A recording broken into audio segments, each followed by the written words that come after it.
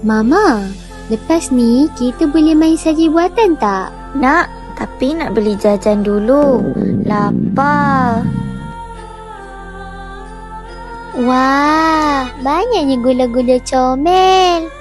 Tengok ni, ada gambar anak pakai topi. Tak nampak pun logo halal. Ada perkataan pelik ni. Gelatin. Mama, gula-gula ni comel.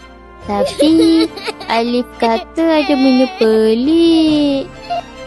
Gelatin. Kita kena periksa dulu sebelum beli. Tidak ada sijil halal.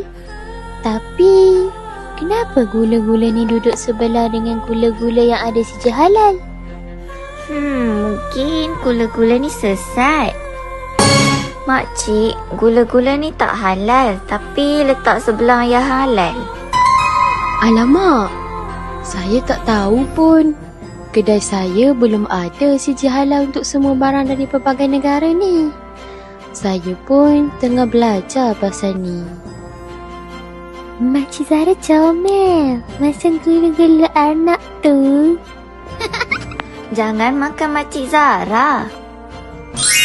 Makcik boleh guna aplikasi ni. Senang nak semak halal haram. Wah, terima kasih.